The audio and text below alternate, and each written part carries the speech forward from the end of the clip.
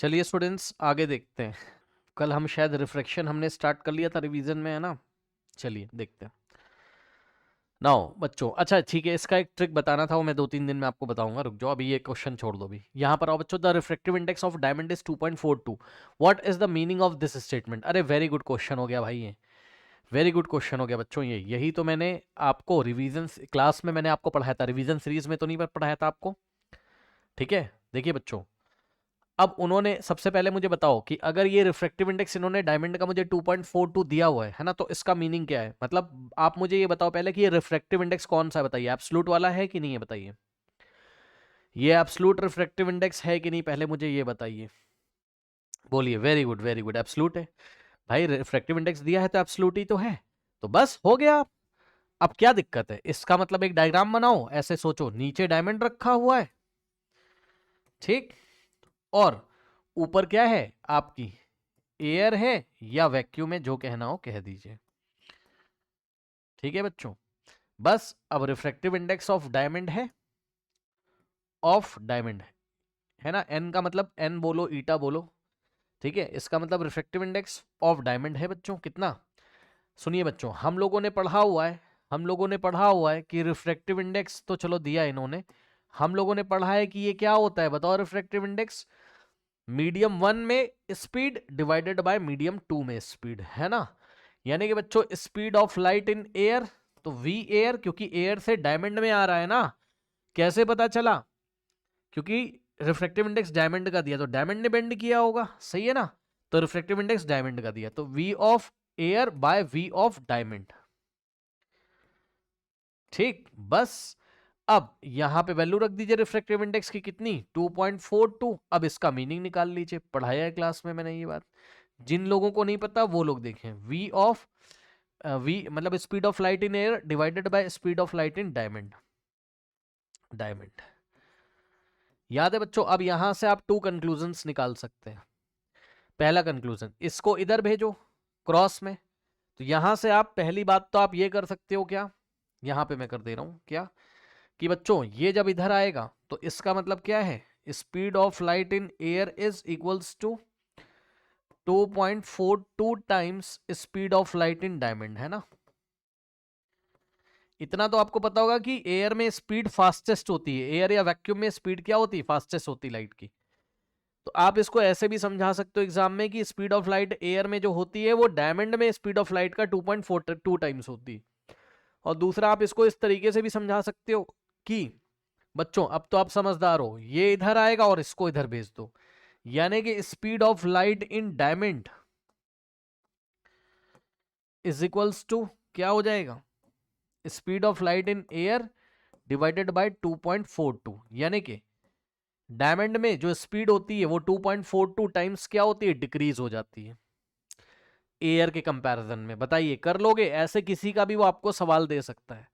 अब फटाफट आंसर पढ़ लीजिए। Refractive index of diamond is 2.42 suggest that speed of light in the diamond will reduce by the factor 2.42 as compare to its speed in air. 2 बार पढ़ो इस answer को, और ऐसे करके आंसर उसने दे दिया। ऐसे किसी का भी रिफ्रैक्टिव इंडेक्स आ सकता है। बताइए बच्चों, लिख लोगे आप? किसी का भी आ जाए एग्जाम में। यहां वो मान लीजिए आपको टर्पेंटाइन ऑयल का दे दे तो कर लोगे?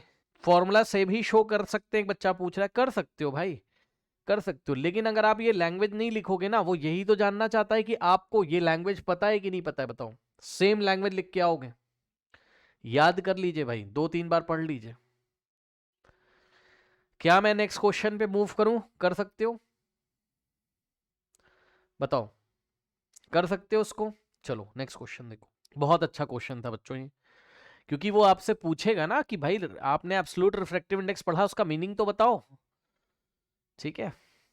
अच्छा, इसमें 2-3 क्वेश्चन छूट गए, उस पर हम डिस्कस करेंगे। चलो छोड़ो, करेंगे करेंगे उसको करेंगे। देखो बच्चों, यहां पर आ जाओ। कह रहा what is meant by power of lens, तो मैंने पढ़ाया है आपको, छोड़ दो उसको। व्हाट डज इंडिकेट पॉजिटिव और नेगेटिव साइन, तो बच्चों पॉजिटिव पावर है तो कॉन्वेक्स लेंस है, और नेगेटिव पावर है तो कॉनकेव लेंस है। State it's SI unit, SI unit क्या होती है? पावर की। डायोप्टर सबको पता है, कोई दिक्कत नहीं बच्चों। एसआई यूनिट क्या होती है? डायोप्टर। वन डायोप्टर को भी हम लोग डिफाइन कर चुके हैं।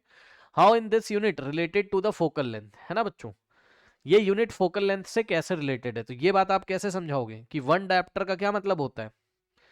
वन डायोप्टर का क्या मतलब होता है? 1 मीटर इनवर्स। याद है, भूल गए हो क्या? क्यों भाई? ये देखिए, वन डायोप्टर का क्या मतलब होता है? 1 मीटर इनवर्स, है ना। Power is equals to 1 by focal length. तो अगर आप फोकल लेंथ कितनी रखोगे बच्चों? 1 मीटर। ठीक, तो पावर कितनी आ जाती है? 1 डायोप्टर, यानी कि 1 बाय 1 1, और मीटर ऊपर जाएगा तो मीटर इनवर्स। सही है। तो यानी कि बच्चों 1 डायोप्टर किसके इक्वल होता है? 1 मीटर इनवर्स के इक्वल होता है। ठीक, समझा लोगे ना? आगे बढ़ते हैं भाई, इतना तो मैंने आपको सब पढ़ाया हुआ है ना, ये भी, ये तो आप कर लोगे आराम से। बच्चों देखो, फिर से उसने वही बात आपसे करी। देखो सवालों को थोड़ा समझिएगा। कह रहा है पावर बता दो लेंस की क्या होती है। तो बच्चों जब भी वो एग्जाम में पावर पूछेगा, तो पहले तो आप पावर को बताओ कि पावर क्या होती है। याद है, degree of convergence and degree of divergence of a lens is known as power. पहले तो ये बताओगे, फिर मैथमेटिकली भी बता देना। ठीक, मैथमेटिकली क्या होता है? Power is equals to the reciprocal of focal length. Power is reciprocal of the focal length, है ना। Power is inversely proportional to focal length. ऐसा नहीं चलेगा भाई डेफिनेशन, ऐसा नहीं चलेगा। दो डेफिनेशन चलेंगी, दोनों क्लास में पढ़ाई हुई है। समझो जरा, देखो बात समझो। जो इनवर्सली प्रोपोर्शनल वाला फंडा एक बच्चा बता रहा है ना, वो पता है कहाँ लगेगा? वो यहां लगेगा। अगर वो एग्जाम में पूछे कि लेंस थिक है और एक लेंस थिन है ना, तो बच्चों यहां लगेगा वो आपका, है ना। ये क्या है आपका? थिक है, मोटा है। ठीक, और ये आपका थिन है, यानी कि पतला है। तब आप बोलिएगा कि power is inversely proportional to focal length, तब आप बोलिएगा, है ना। आप बोलना कि देखो भैया, थिक लेंस की फोकल लेंथ कम होती है तो पावर इसकी ज्यादा होती है। ठीक, थिन लेंस की फोकल लेंथ ज्यादा होती है तो पावर इसकी लेस होती है। ठीक, और डेफिनेशन तो आपको वही करना है ना। ठीक है, हाँ। एक बच्चा कह रहा है उसमें कांस्टेंट भी आता है। देखो हाँ, कांस्टेंट आता है, लेकिन उस कांस्टेंट को 1 माना गया है ना। फिजिक्स में कुछ सब कुछ सेट करने के लिए ना, कांस्टेंट वाला गेम बड़ा लंबा होता है, वो धीरे धीरे आप 11th 12th में कहीं ना कहीं सीखोगे। ठीक है, वो अपनी डेफिनेशन बनाने के लिए वो लोग कांस्टेंट को भी चूज कर लेते हैं, तो वहां उन्होंने कांस्टेंट 1 चूज किया इस डेफिनेशन में। समझ रहे हो? कांस्टेंट आता होगा, लेकिन वो कांस्टेंट का वैल्यू इन्होंने 1 लिया होगा। उससे आपको टेंशन नहीं लेना है अभी, चुपचाप इसको छोड़ दीजिए। के का वैल्यू 1 हो गया, के कांस्टेंट है, तो के का वैल्यू 1 हो जाएगा, तो 1/f फॉर्मूला हो जाता है। ठीक, करेक्ट।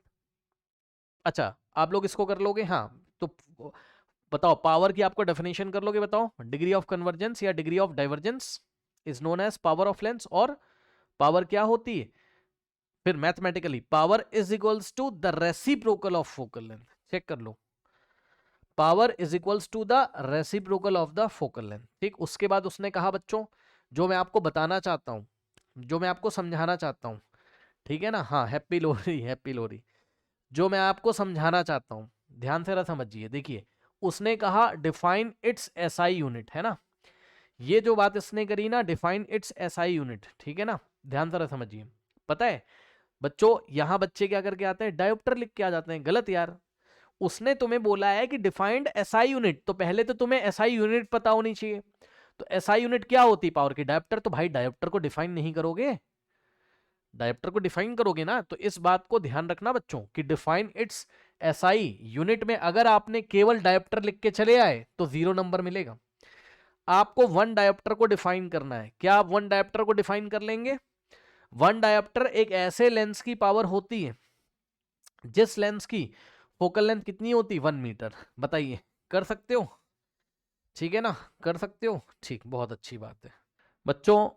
अगला सवाल है स्टेट 2 लॉ ऑफ रिफ्रैक्शन। बच्चों रिफ्रैक्शन के 2 लॉ, तो सब लोगों को रिफ्रैक्शन का फर्स्ट लॉ तो पता ही है ना बच्चों। रिफ्रैक्शन का पूछा बच्चों एग्जाम में, क्वेश्चन पढ़ लीजिएगा ध्यान से, है ना। उसने आपको क्या पूछा हुआ है? रिफ्रैक्शन का पूछा है। तो बच्चों इंसिडेंट रे, रिफ्रैक्टेड और normal all lie in the same plane, ये तो सभी बच्चों को पता होगा। फर्स्ट वाला तो सभी बच्चों को पता है, इसको आप छोड़ दो, मतलब लिख के आओगे एग्जाम में। जो दूसरा बच्चों स्नेल्स लॉ, याद है बच्चों स्नेल्स लॉ? क्या? Ratio of sine of angle of incidence to ratio of sine of angle of reflection remains constant, और इस कांस्टेंट को हम क्या बोलते हैं? Refractive index of the second medium with respect to first. ठीक, ये सब आप लोगों को पता है। अब जल्दी से इसको पढ़ लीजिए बच्चों, पढ़िए। ये जो कांस्टेंट होता है, मान लो ये देखिए, ये फर्स्ट मीडियम है, मीडियम 1, और ये सेकंड मीडियम है, मीडियम 2। यहां से लाइट आ रही तो यहां परपेंडिकुलर, ठीक, और ये ऐसे अपने पाथ को छोड़ के मान लो नॉर्मल की तरफ बेंड हो गई होगी, ठीक है, अरे भाई मान लो कहीं पे भी हो गई होगी, वो बात की बात है, मीडियम 1 मीडियम 2। तो अगर आप देखोगे तो ये इंसिडेंट रेन है, नॉर्मल के साथ इंसिडेंस, एंगल ऑफ इंसिडेंस, और नॉर्मल के साथ एंगल ऑफ रिफ्लेक्शन, तो sine I by sine r. तो रिफ्रैक्टिव इंडेक्स ऑफ सेकंड निकला है with respect to first, refractive index of medium 2 with respect to 1 निकला हुआ है, ठीक है ना। ओके, कोई डाउट है तो बताइए, नहीं, ठीक है, तो ये चीज है। अब ये हो गया, ठीक है ना। चलिए, क्या हम अगला सवाल करें? कर लोगे बच्चों? बताओ। पढ़ लिया होगा, पढ़ लिया होगा, पढ़िए भी इसको, पढ़िए भी एक दो बार, है ना। क्या लिख के आओगे एग्जाम में? लिखना भी पड़ता है, ऐसा थोड़ी ना कि आपकी फिजिक्स बहुत अच्छी तो आप, लिखना भी तो है एग्जाम में। अब देखिए बच्चों, यहाँ ये सवाल हमसे पूछ रहे हैं, देखते हैं क्या ये करना चाहते हैं, है ना। बच्चों रे डायग्राम मेरे ख्याल से आप लोग को आते ही होंगे, तो आइए बनाना शुरू करते हैं। N object is placed at a distance of 30 centimetre from a concave lens. हो गया भाई, क्यों भाई? कॉनकेव लेंस तो हमेशा कैसी इमेज बनाता है, जरा बताइए। कॉनकेव लेंस तो हमेशा कैसी इमेज बनाता है, बताइए। वर्चुअल एंड इरेक्ट, हमेशा कॉनकेव लेंस, है ना। ठीक, तो कुछ ऐसी हालत होगी, चेक कर लो। An object is placed at a distance of 30 centimetre from a concave lens of focal length 15, है ना। तो ये आपका कॉनकेव है इस तरीके से बच्चों, है ना, और ये इसकी प्रिंसिपल एक्सेस है। तो ये इसकी फोकस यहां पर, और एक यहां पर भी होती है, आपको पता है, इसको एफ डैश बोल दो। और ये 2f जो कि सेंटर ऑफ कर्वेचर जैसा बिहेव करता है, आप उसको मन में ऐसा सोच सकते हो, ठीक। अब ध्यान दीजिए जरा, फोकल लेंथ है 15, ठीक, और ऑब्जेक्ट कहां रखा हुआ है? 30 पे, यानी कि यहाँ 2f पे, है ना, क्योंकि यहां से यहां भी 15 हो जाएगा।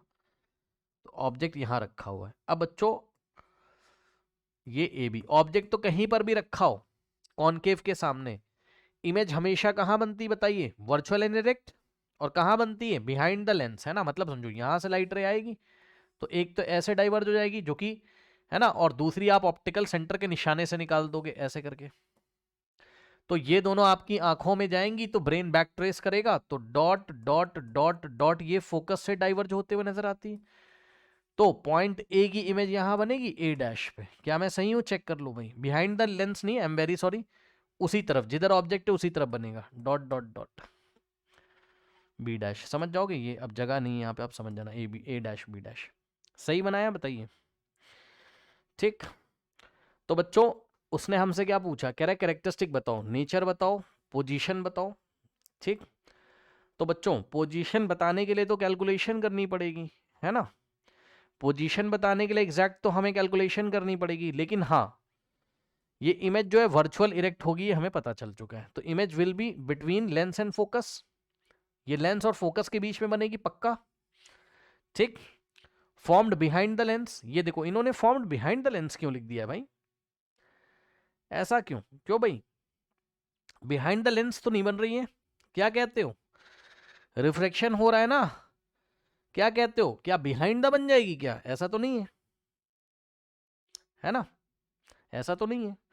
तो फॉर्म्ड बिहाइंड द लेंस जो बात लिखी है बहुत अच्छी, ये गलत बात लिखी है भाई, है ना, ऐसा कुछ नहीं, ठीक है।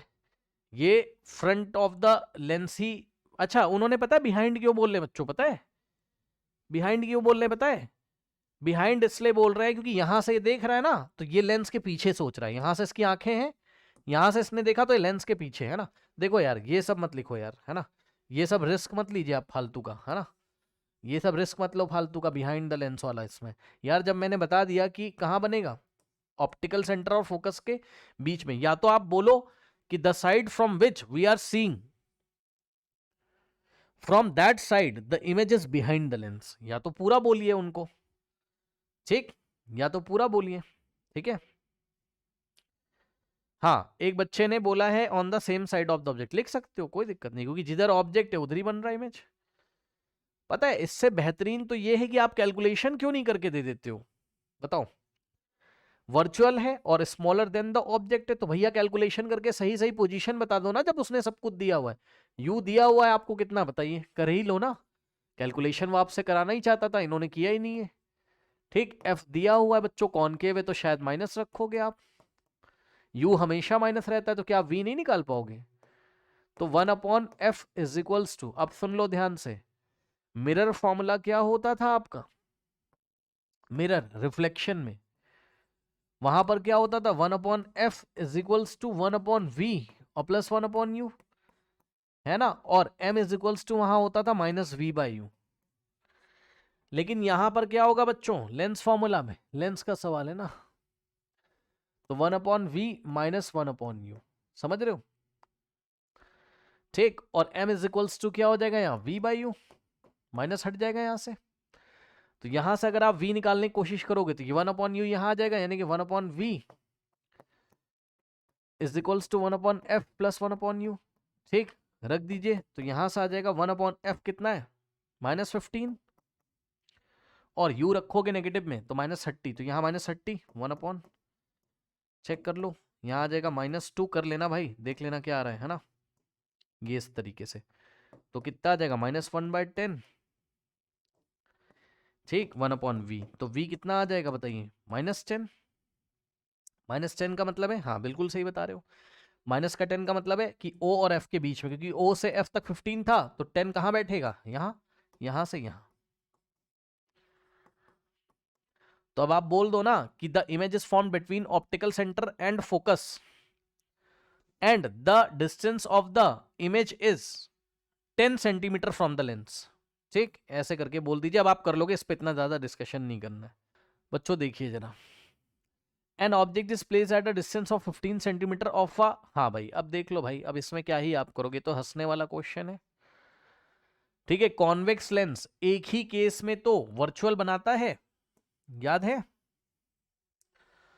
कॉन्वेक्स लेंस एक ही केस में तो वर्चुअल बनाता है जब ऑब्जेक्ट कहां रहता है? ऑप्टिकल सेंटर और फोकस के बीच में रहता है। ठीक, तो ये वर्चुअल बनाएगा, और बिहाइंड द, है ना, बिहाइंड द बनाएगा, बिहाइंड द बनाएगा, ऐसा कुछ। कहां बिहाइंड द? बिहाइंड द, देखो अगर मैंने यहां ऑब्जेक्ट रखा, बताओ इमेज कहां बनेगी? Behind the object, behind the object यहां। क्या मैं सही हूं? ए डैश बी डैश, ठीक, ए बी। अब जिन लोग को नहीं पता वो देख लो, मान लो ये एफ डैश था फोकस, और ये एफ, और ये 2f। यहां से एक लाइट रे आएगी पैरेलल, पैरेलल वाली कहां से पास होती है? फोकस से, और दूसरी ऑप्टिकल सेंटर के निशाने से। यहां अपनी आंखें लगाओगे, ब्रेन बैक ट्रेस करेगा, तो dot dot dot dot dot, और यहां से dot dot dot dot dot, तो ए की इमेज ए डैश पे और बी की इमेज बी डैश पे। वर्चुअल, इरेक्ट और मैग्नीफाइड और बिहाइंड द ऑब्जेक्ट। ठीक है, 4 कैरेक्टरिस्टिक इनको लिख के देनी थी, और सवाल कुछ ऐसा था, सवाल तो मैंने पढ़ा ही नहीं। An object place at a distance of 15 from the convex of focal length 20। तो अब आप समझ गए होंगे फोकल लेंथ कितनी है? 20 है, यानी कि यहां से यहां कितना है? 20 है। ठीक, और ऑब्जेक्ट कहां प्लेस किया है? 15 पे, बताइए। तो ओ और एफ के बीच में आ जाएगा। अब 4 कैरेक्टरिस्टिक आप लोग जानते हो बच्चों, वर्चुअल है, मैग्नीफाइड है, इरेक्ट है, and image is formed behind the lens है, और हाईली मैग्नीफाइड है। कोई डाउट है बताइए, कोई डाउट है बताइए, कर लोगे? हो जाएगा? बताइए, हो जाएगा? चलिए नेक्स्ट देखते हैं बच्चों। ये सब आपको बातें पता है, ऐसी कोई नई बात नहीं है आपके लिए, है ना। चलिए आइए देखते हैं बच्चों। ये देखिए बच्चों, एक ऐसा सवाल इसने आपको दिया, state 4 characteristic of the image formed by plane mirror. Plane mirror कैसा बनाता है? सेम साइज का बनाता है, सेम डिस्टेंस पे बनाता है, जितने डिस्टेंस पे ऑब्जेक्ट उतने डिस्टेंस पे इमेज। ठीक, और लेटरली इन्वर्टेड बनाता है, पता है आपको, छोड़ दो इसको, मैं पहले भी करा चुका। वर्चुअल इरेक्ट बनाता है। अगला सवाल बच्चों, what is mean by the power of lens? मैं बता चुका हूं, give its SI unit. Dioptre होता है, इस बार एसआई यूनिट को डिफाइन नहीं करने के लिए बोला, ठीक है, तो डायोप्टर। उसके बाद व्हेन 2 और more lenses are place in contact, what will be their combination power. Okay, तो बच्चों जब दो या दो से ज्यादा लेंस को हम क्या करते हैं, पास पास रखते हैं, तो उनकी कॉम्बिनेशन की पावर क्या आती है, तो उनका एल्जेब्रिक सम करते हैं साइन के साथ। ठीक है, एल्जेब्रिक सम करते हो। क्यों भाई, भूल गए हो क्या? भूल गए हो क्या भाई, भूल गए हो क्या? इसकी क्लास ली थी मैंने, ये कॉन्वेक्स है और ये कॉनकेव है। मान लो इसकी पावर है P1 कॉन्वेक्स की प्लस 5 डायप्टर, और इसकी पावर है P2 is equals to minus 2.5 dioptre. तो इस कॉम्बिनेशन की पावर कितनी होगी, पीसी। पीसी का मतलब power of combination. Algebraic sum करोगे ना P1 प्लस P2, बोलो। ठीक, साइन के साथ, साइन के साथ, ठीक, साइन के साथ। तो यहां से क्या आ जाएगा, +5 प्लस माइनस 2.5, तो क्या आ जाएगा, प्लस का 2.5। यानी कि जो रिजल्टेंट है पॉजिटिव आ रहा है, यानी कि इसका जो कॉम्बिनेशन बनेगा वो कैसा बिहेव कर रहा होगा, कॉन्वेक्स जैसा। ठीक, वो कैसा बिहेव कर रहा होगा, कॉन्वेक्स जैसा, है ना। ठीक है ना, चलो बहुत अच्छी बात है। अब ध्यान दें स्टूडेंट्स, तो यही बात आपको, ये लैंग्वेज थोड़ा सा पढ़ लोगे क्या। उसने बोला कि कॉम्बिनेशन से आप क्या समझते हो, है ना, पावर ऑफ कॉम्बिनेशन से आप क्या समझते हो। वेंट, हाँ सवाल जरा देख लेना, पता लगा सवाल देख के आप एग्जाम में घबरा जाओ, है ना। देख लो क्या कह रहा है, व्हेन टू और more lenses are place contact in contact, है ना, what will be their combination power. तो ये लिखना है, the combination power will be equal to the algebraic sum of their individual powers. ठीक, 1 सेकेंड 1 सेकेंड 1 सेकेंड। चलिए students next देखते हैं। Now mention the kind of lens that can be use to form. अब देखिए बच्चों,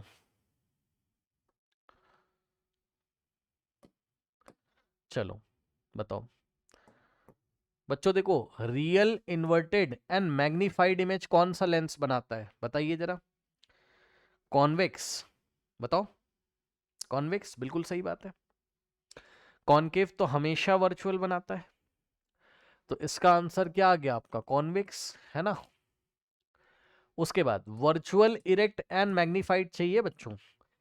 virtual erect तो चलो ठीक है, वो तो कॉनकेव कॉन्वेक्स दोनों बनाते हैं, लेकिन मैग्नीफाइड कौन करता है, कॉन्वेक्स। फर्स्ट वाला केस कॉन्वेक्स का, जब ऑब्जेक्ट पोलर फोकस के बीच में होता है।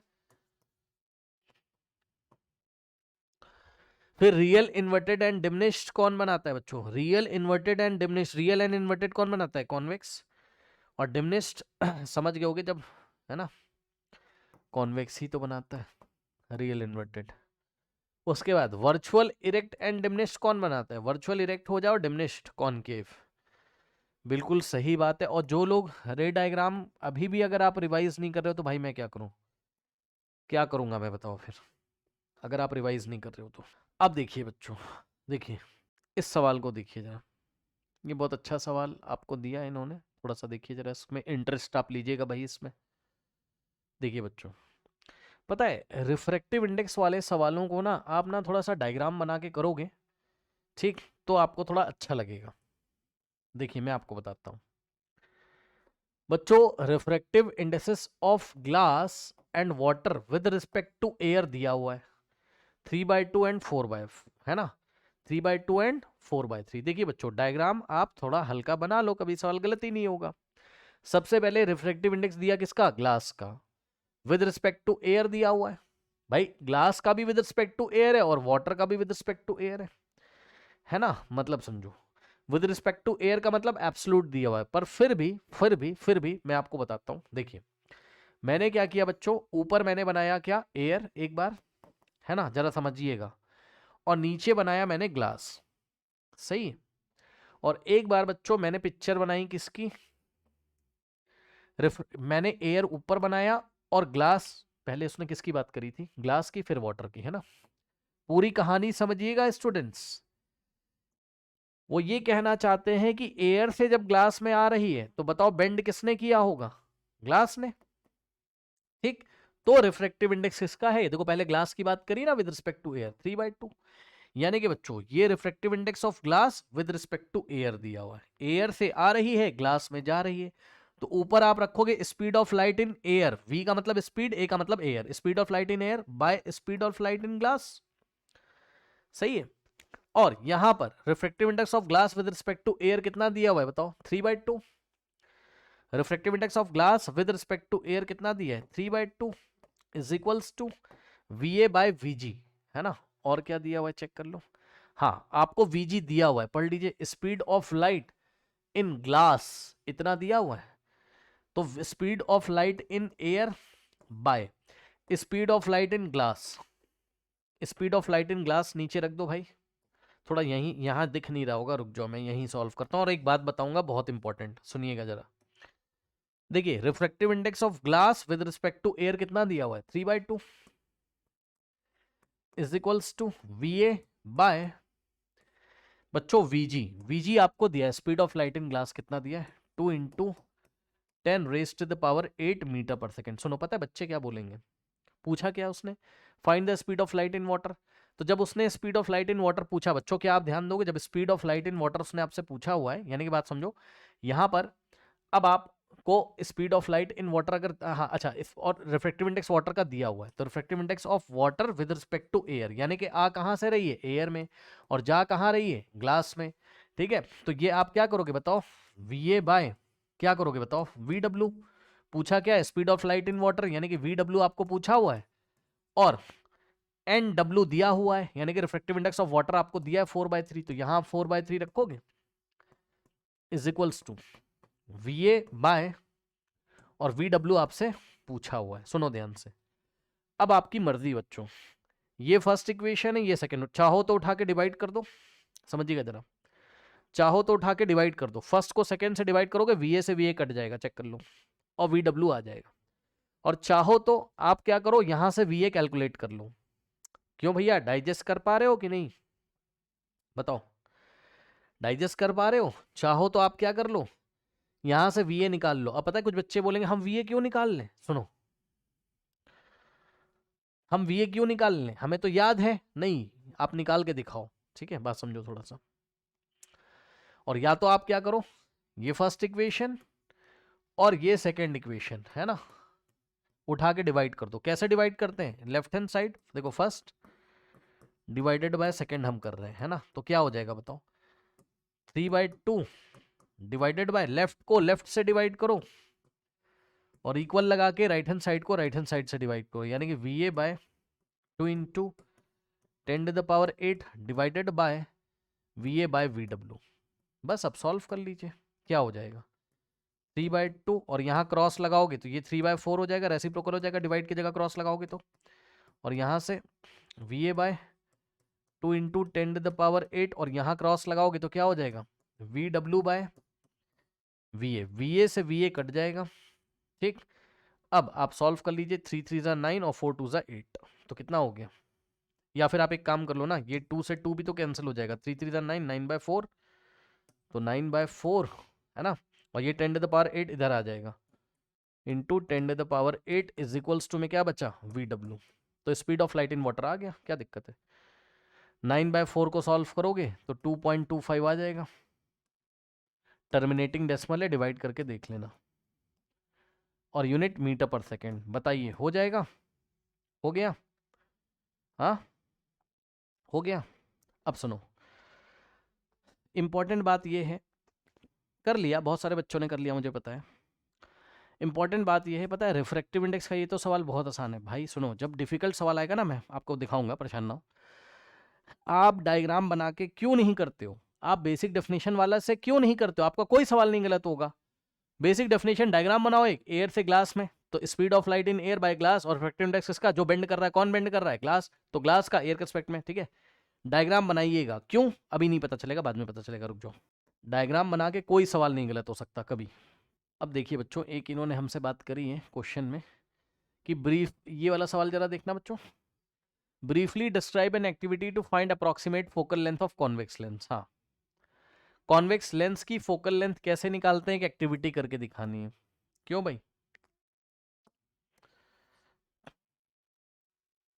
बताओ कौन सी एक्टिविटी करके दिखाओगे, याद है, कॉन्वेक्स लेंस की फोकल लेंथ के लिए कौन सी एक्टिविटी, सनलाइट वाली कर सकते हो, बिल्कुल सही है, ठीक। तो हम क्या करेंगे, इस कॉन्वेक्स लेंस को हम लेके जाएंगे अपने स्कूल के क्रिकेट प्लेग्राउंड में, या प्लेग्राउंड में, और यहाँ से सनलाइट रेज आती होंगी इस तरीके से, और पीछे हम क्या करेंगे कि स्क्रीन रखेंगे, और जिस पॉइंट पे इस तरीके से लाइट कन्वर्ज होंगी, जब कन्वर्ज हो जाएंगी मतलब इस सन की, ये सन की जब शार्प इमेज यहाँ बन जाएगी, तो हम क्या करेंगे, इस पेपर से जहां पर शार्प इमेज बनी वहां से लेंस तक की डिस्टेंस बताएंगे, तो यही क्या होगी, इसकी अप्रॉक्स फोकल लेंथ, बस खत्म। और चाहो तो यही काम आप लैंप के साथ कर सकते हो, लैंप को बहुत दूर रखो, समझ गए ना, लैंप के साथ कर सकते हो, लैंप को आप यहाँ रख लो लेबोरेटरी में काफी दूर, तो दूर से आती हुई जो लाइट रेज है वो जिस पॉइंट पे कन्वर्ट, और यहाँ स्क्रीन को आगे पीछे करो, तो जब स्क्रीन पे कन्वर्ट हो जाएंगी, स्क्रीन से लेंस तक की दूरी निकाल लीजिएगा मीटर स्केल की हेल्प से, ठीक हो जाएगा। पेपर पर सनलाइट फोकस करेंगे, यस। आगे बढ़ते हैं, ऐसा कुछ खास है नहीं इसमें। अब देखो यहाँ इन्होंने कौन सा सवाल पूछा भाई, देखो देख रहे हो, मैं ये नहीं करा रहा हूँ, उस पढ़ लो सब लोग सवाल। Absolute refractive index of glass का दिया है, वाटर का फिर से वही सवाल है, speed of light in glass दे दिया है, calculate the speed of light in vacuum, ठीक है ना, ओके, इन वैक्यूम, तो वैक्यूम में कैसे निकालोगे, समझ गए ना, यहां से निकाल लोगे, speed of light in air पूछ रहा है वो आपको, कर लोगे बताओ। मतलब लास्ट टाइम सेम क्वेश्चन है, छोड़ दे रहा हूँ, क्योंकि लास्ट टाइम हमने क्या किया था, लास्ट टाइम हमने दोनों इक्वेशन को डिवाइड लगा दिया, इस बार हमें क्या करना है, निकाल के दिखाना है, यानी कि ये जो इक्वेशन बनेगी ये वाली, यहाँ से v की वैल्यू निकालनी, वी ए का मतलब वी ए का वैल्यू आप निकालोगे यहाँ से, वी ए का मतलब speed of light in air या वैक्यूम, ये वाला वैल्यू आप यहाँ से निकालोगे, तो जब आप ये निकालोगे तो आएगा 3 × 10⁸ मीटर पर सेकेंड, ठीक, बताइए कर सकते हो।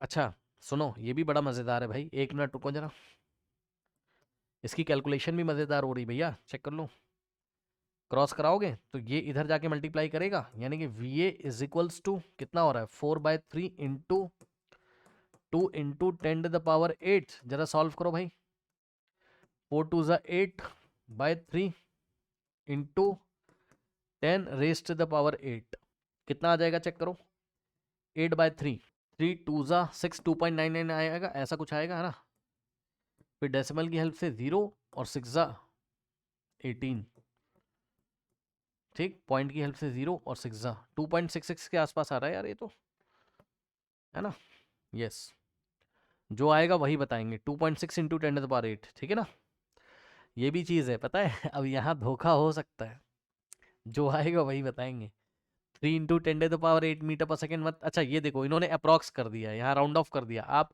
कर सकते हो ठीक है, लेकिन जो आ रहा आंसर आप वही बताओगे उसी के अकॉर्डिंग, है ना, ये अगर आप चाहो तो अप्रॉक्स जरूर लिख देना, अप्रॉक्स 2.6 को इन्होंने 3 ले लिया है,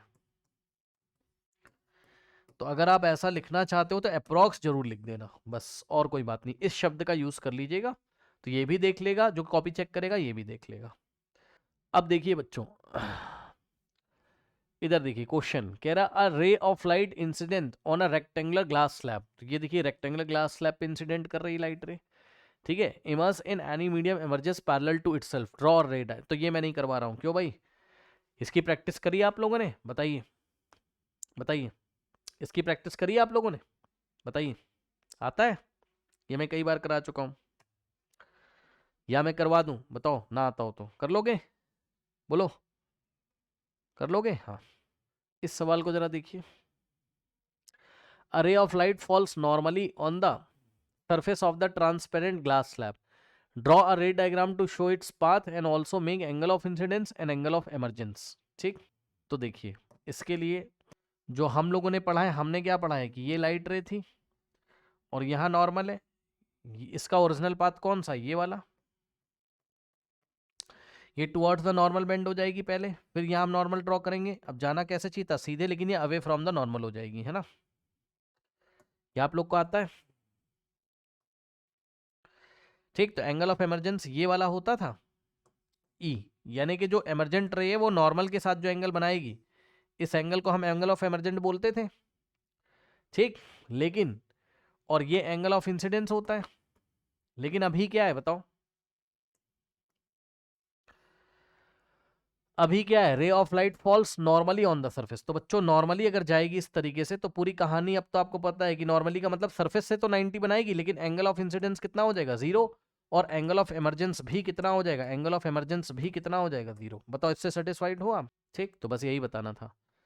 ये डायग्राम है आपका ऐसे करके, और angle of incidence 0, angle of emergence 0। ठीक बच्चों ध्यान दे जरा, इस क्वेश्चन को कराने से पहले मैं आपको कुछ बताना चाहता हूं। ठीक, मैं आपको बताना चाहता हूं कि क्या आपने साइन टेबल पढ़ी हुई है ट्रिग्नोमेट्री में? क्लास 10th में 30 डिग्री, सॉरी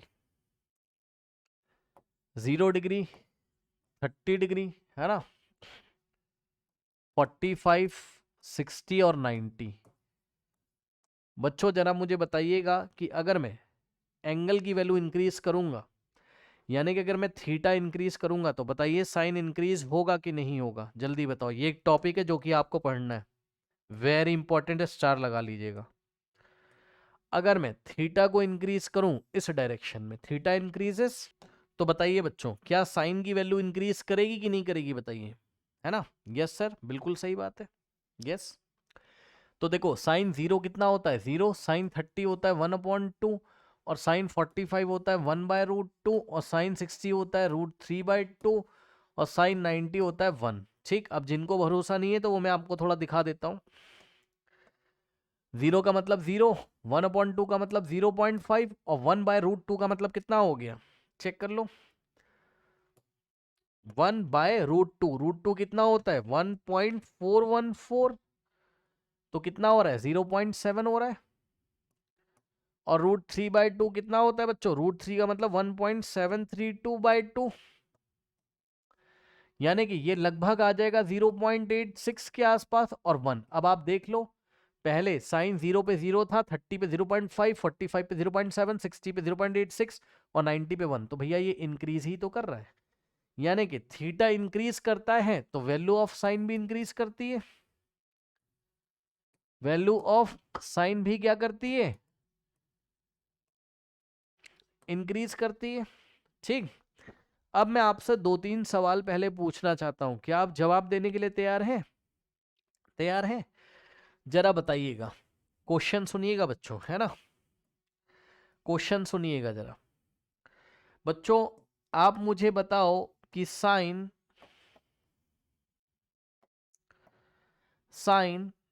15 डिग्री का वैल्यू जो भी होगा, उससे मतलब नहीं, बच्चे बोलेंगे मुझे तो वैल्यू ही नहीं पता यार, तुम्हें उससे क्या मतलब, मैं बस सवाल पूछ रहा हूं। साइन 15 डिग्री बड़ा होना चाहिए बच्चों, या साइन 35 डिग्री का वैल्यू बड़ा होना चाहिए? बताइए, बताइए किसका वैल्यू बड़ा होगा? वैल्यू वाइज कौन बड़ा होगा अगर हम कैलकुलेटर से निकालें? Sign 35, yes. सुन लो, जिसका थीटा बड़ा होगा, साइन ट्रिग्नोमेट्रिक रेशियो के लिए जिसका थीटा बड़ा होगा वही तो वैल्यू बड़ा होगा, यानी कि इन दोनों में बड़ा कौन? तो जवाब है साइन 35। ठीक, और इसी तरीके से अगर मैं आपसे पूछूं क्या कि भाई ये बताओ कि साइन 35 और साइन 45 में कौन बड़ा, तो आप बोलोगे सर साइन 45, क्योंकि थीटा इंक्रीजेस तो साइन की वैल्यू भी इंक्रीजेस। ठीक, बहुत बढ़िया। अब आप एक बात जरा मुझे बताओगे क्या? एक बात और पूछूंगा, पहले 2-3 बातें पूछूंगा फिर आगे चलेंगे। मान लीजिए बच्चों मैंने आपको कुछ फ्रैक्शन दिए, ठीक, कुछ फ्रैक्शन दिए मैंने आपको, मतलब p/q का मैंने आपको कुछ फॉर्म दिया। मान लो बच्चों यहाँ 2 रखा, यहाँ 4 रखा, फिर 2 रखा, फिर यहाँ मैंने 7 रख दिया, फिर 2 रखा, फिर मैंने यहाँ 9 रख दिया। ठीक, फिर 2 रखा लेकिन मैंने नीचे यहाँ मान लो 14 कर दिया। अब बताओ इसमें से आपने अगर न्यूमरेटर को फिक्स कर दिया है तो सबसे बड़ा वैल्यू किसका है? न्यूमरेटर को फिक्स कर दिया और डिनोमिनेटर को हम ऐसे करके इंक्रीज करते चले जा रहे हैं। सबसे बड़ा वैल्यू किसका है? यस, जिसका डिनोमिनेटर सबसे छोटा है, जिसका डिनोमिनेटर सबसे छोटा है। तो ध्यान रखिएगा स्टूडेंट्स, क्या कि यदि न्यूमरेटर फिक्स हो जाए, यदि न्यूमरेटर फिक्स हो जाए तो जिसका डिनोमिनेटर सबसे छोटा होता है वही सबसे बड़ा होता है। मन हो तो कैलकुलेटर से कैलकुलेट कर लेना, 2/4 सबसे बड़ा होगा, 2/7 उससे छोटा, 2/9 उससे छोटा और 2/14 उससे छोटा। मतलब अगर न्यूमरेटर फिक्स हो जाए तो जिसका डिनोमिनेटर सबसे छोटा होता है वही तो सबसे बड़ा होता है। ठीक, इतनी बातें आपको पता चल गई। ठीक, अब सुनिए, अब आपको पता है बच्चों क्या कि sine I upon sine R क्या होता है बताइए। यही तो रिफ्रैक्टिव इंडेक्स होता है किसका, मीडियम नंबर 2 का। किसके रिस्पेक्ट में, मीडियम नंबर 1 के रिस्पेक्ट में, ठीक। और यही तो किसके इक्वल होता है, स्पीड ऑफ, मान लो मीडियम नंबर 1 मेरा एयर है, मान लो भाई, मानने में क्या जा रहा है, समझ जाना है ना। और नीचे बच्चों कोई डेंसर मीडियम है, मान लीजिए क्या ही जा रहा है ना। तो अब यहां से क्या मैं एक बात बना सकता हूं, आप मानोगे जरा, सुनो बच्चों। Speed of light in air को आप, speed of light in air को आप सी से दिखाते हो। सी का मतलब 3 × 10⁸ मीटर पर सेकेंड। सी एक कांस्टेंट है ना, फिक्स है, ठीक। और speed of light in medium को अगर मैं वीएम से दिखा दूं, वीएम क्या है, speed of light in medium. तो ये refractive index is equals to speed of light in first medium, यानी कि speed of light in air divided by speed of light in जिस मीडियम में जा रही है, ठीक। ये हो गया। अब जरा इन दोनों को इक्वेट करो, इसको और इसको इक्वेट करो, मतलब C अपॉन वीएम। फिर से सुनो, C क्या है, speed of light in air या वैक्यूम, जो बोलना है बोल दो भाई, वो कांस्टेंट होता है यार, तुम क्या ही करोगे उसका। और वीएम क्या है, speed of light in medium, ठीक। अब सुनिए, इज इक्वल्स टू क्या है बोलो, sine I by sine R है, ठीक। Sine I by sine R है, जरा समझिएगा बच्चों। ये एंगल ऑफ इंसिडेंस है, ठीक, और ये एंगल ऑफ रिफ्रैक्शन है। अब ध्यान दो, अगर मैं आई को फिक्स कर दूं बच्चों, इफ, ध्यान देना जरा, if if if I is fix, if, ध्यान से सुनिएगा, if angle I is equals to fix कर दिया अगर मैंने, है ना, अगर कांस्टेंट कर दिया। क्या सर, ये क्या कर रहे हो सर, मतलब एंगल ऑफ इंसिडेंस को फिक्स कर दूं अगर मैं, तो ये अभी समझ जाना, रुक जाओ। तो ये चीज फिक्स हो जाएगी कि नहीं हो जाएगी बताइए, ये चीज फिक्स हो जाएगी कि नहीं हो जाएगी, ठीक। तो क्या हो जाएगा, C अपॉन वीएम इज, और आप एक काम कर लो, रुक जाओ, ये जब आपका फिक्स हो गया तो C अपॉन वीएम, सी भी फिक्स ही हो गया आपका। तो आप देख रहे हो कि ये देखो, ये भी फिक्स हो गया, ये भी। अब रुको, सवाल ले लेते हैं तब पता चलेगा, अभी रुक जाओ, यहां तक नहीं, अभी ज्यादा इस पर चर्चा नहीं करेंगे, नहीं आप परेशान हो जाओगे, सवाल में आ जाओ। इतना तो समझ में आ गया ना, क्योंकि अभी सवाल पढ़ के पता चलेगा आगे क्या करना है। इतना समझ में आ गया, ठीक, इतना समझ में आ गया, ठीक। अब देखो, अब आइए क्वेश्चन में आइए जरा। कह रहे हैं for the same angle of incidence in the media P Q R the angle of reflection are इतना इतना इतना, in which medium will the velocity of light will be minimum, ठीक। ओके, तो ध्यान से चेक करिएगा बच्चों, देखिए यहां से आइए जरा बच्चों, क्या आपको साफ साफ नहीं समझ में आ रहा है, सी भी कांस्टेंट है और एंगल ऑफ इंसिडेंस भी हम अगर हम कांस्टेंट कर दें, देखो जरा अभी पता चल जाएगा भाई, इधर आओ देखो। एक बार एयर, पूरी कहानी समझ लेना है ना, रटने मत लगना क्योंकि सवाल कुछ भी आ जाएगा। एक बार एयर से कहां जा रही है, पी में, मीडियम क्या है, पी। एक बार एयर से कहां जा रही है, पूरी कहानी समझ लेना भाई, मीडियम क्यू में। और एक बार एयर से कहां जा रही है, मीडियम आर में। मीडियम के नाम है पी क्यू आर। और एंगल ऑफ रिफ्लेक्शन आपको दिया हुआ है, पी में कितना है 45, ठीक,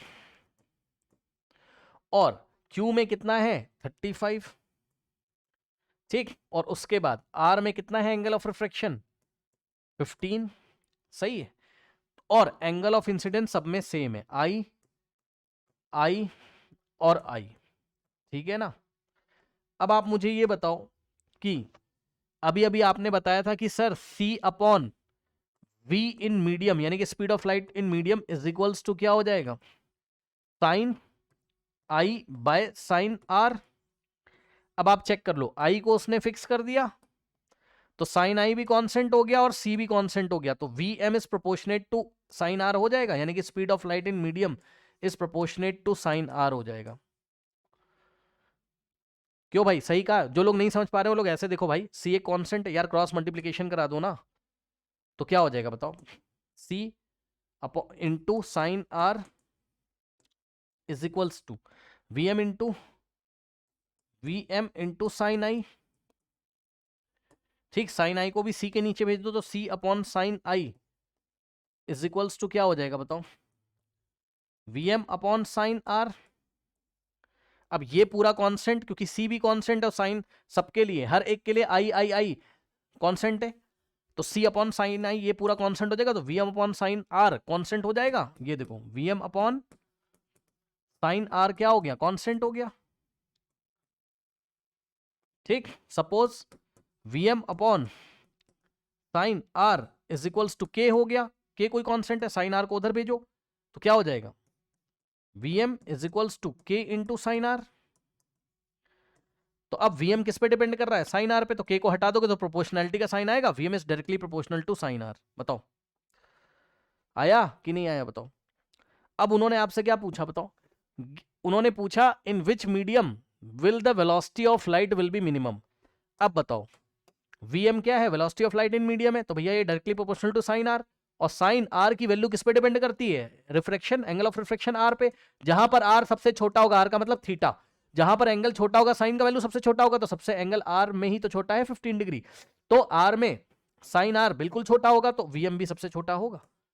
आया कि नहीं आया बताओ, speed of light in medium किसमें सबसे छोटा होगा, आर में, कोई डाउट है, और किसमें सबसे ज्यादा होगा, जहां पर एंगल ऑफ रिफ्रैक्शन सबसे ज्यादा है, जहां पर एंगल ऑफ रिफ्रैक्शन सबसे ज्यादा है, यहां स्पीड सबसे ज्यादा होगी। यानी कि स्पीड का ऑर्डर कुछ ऐसा है, speed in medium p is greater than speed या वेलोसिटी, जो बोलना है बोल लो, क्यू स्पीड इन, ये ऑर्डर।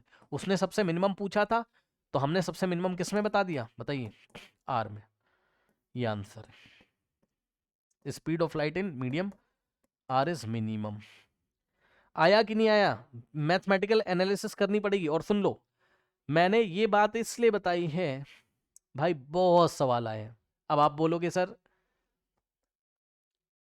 आपने तो ऐसे बताया, भाई वो आपको घुमा सकता है, वो बोलेगा कि एंगल ऑफ रिफ्रैक्शन, कुछ भी कर सकता है, क्या पता वो एंगल ऑफ रिफ्रैक्शन कांस्टेंट कर दे, तब क्या पता हम लोग के पास और सवाल आए। लेकिन आपको ये एनालिसिस समझ में आई कि नहीं आई बताइए, ये एनालिसिस समझ में आई। अभी और भी आएगा, परेशान ना, ऐसा मैं चर्चा नहीं करना चाहता हूँ, रहने दो, बिना एग्जाम्पल के क्या ही चर्चा करें आपसे, बिना एग्जाम्पल के क्या ही चर्चा करें, अच्छा नहीं लगेगा आपको, रहने दो। अभी आएगा, सब आएगा आपके सामने ही आएगा, परेशान ना हो। चलिए नेक्स्ट देखिए बच्चों, यहां पर आइए, ड्रॉ द रे diagram of the formation of. इस सवाल को पढ़ो, डायग्राम को देखो और मुझे बताओ, कोई डाउट हो जाएगा। अब देखो बच्चों, ये देखो जरा, ये सब बच्चों वाले सवाल आ रहे हैं, तो आप भी इसको कर लो बच्चों की तरीके से। अब ये भी जो ना कर पाया यार, तो क्या ही करोगे आप एग्जाम में, है ना। 2016-2012 एंटर्स एयर फ्रॉम ग्लास, मैंने बोला कुछ भी करो डायग्राम जरूर बनाना, हल्का सा एक रफ में डायग्राम, तो एयर से कहां जा रही है, ग्लास में, तो बेंड कौन करेगा, ग्लास, तो रिफ्रैक्टिव इंडेक्स किसका, ग्लास प्लेट का, तो this is the refractive index कौन सा, ग्लास, वो भी एब्सोल्यूट वाला है, तो अगर आप चाहो तो एयर यहां लिखो, चाहो तो मत लिखो, इज इक्वल्स टू क्या हो जाएगा बताओ, speed of light in air divided bye जहां से आ रही वहां स्पीड, और डिवाइडेड बाय जहां को जा रही वहां की स्पीड, यानी कि speed of light in glass. अब आपको क्या क्या दिया है, रिफ्रैक्टिव इंडेक्स ऑफ ग्लास दिया हुआ है कितना, 1.5, तो यहां रखा 1.5। सी की वैल्यू वो लोग दे देंगे आपको एग्जाम में, कहीं पेपर उठा के देख लीजिएगा, speed of light in air 3 × 10⁸। अब बताओ, तो क्या आप speed of light in glass नहीं निकाल पाओगे, ये इधर चला जाएगा, और 3 × 10⁸ और मीटर पर सेकेंड, और ये 1.5 यहां आ जाएगा। बताइए स्टूडेंट्स, पॉइंट उड़ा दोगे यहाँ, 30, 15 1 15 2 speed of light in glass आ जाएगा, हो जाएगा, बोलो आसान है, ठीक, कुछ नहीं करना है इसमें ऐसा खास, ठीक। लेकिन इसके कुछ क्वेश्चन खास भी होते हैं, अभी सब आएंगे आपके सामने, परेशान ना होइए। चलो जल्दी से ये भी देख लो बच्चों, है ना।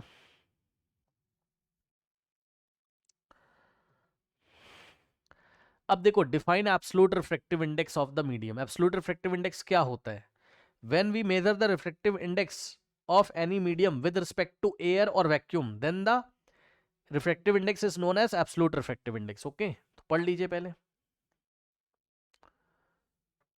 कहाँ गया, ये देखिए बच्चों,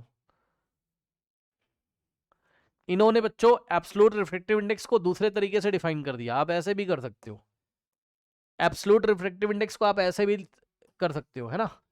उन्होंने कहा क्या, velocity of light in vacuum, बिल्कुल सही बात है, यानी कि c upon velocity of light in medium, यानी कि m।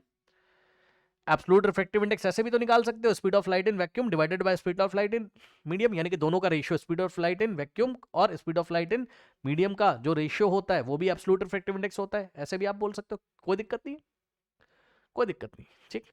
उसके बाद बच्चों, अब मैं नहीं करा रहा हूं क्योंकि अब आप देख लोगे तो यहां से आपको पता चल जाएगा। पार्ट 2 में नहीं करा रहा हूं, पार्ट 2 में वही है जो अभी आपने किया था।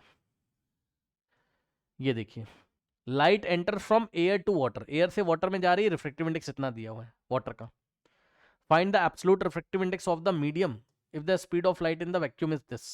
अच्छा, देख रहे हो भाई क्या चालाकी कर रहा है और क्या ही आंसर किया हुआ है। क्या कर रहे हैं यार ये लोग, देखो find the absolute refractive index, यार ये तो बड़ा आसान है। मीडियम इन्होंने किसको बोला है यार, यहाँ इस क्वेश्चन में, इस क्वेश्चन में मीडियम किसको बोलना चाहते हैं। अच्छा, वाटर को ही बोलना चाहते हैं। ये क्वेश्चन आधा अधूरा तो नहीं है कहीं, पता लगा वाटर से किसी मीडियम में जा रही हो लाइट। चलो वाटर को ही बोल रहे हैं, और क्या, ऐसा कुछ क्वेश्चन तो दिया नहीं, तो बहुत आसान है यार, क्या ही करोगे इसका। मीडियम का मतलब क्या है इस क्वेश्चन में, वाटर।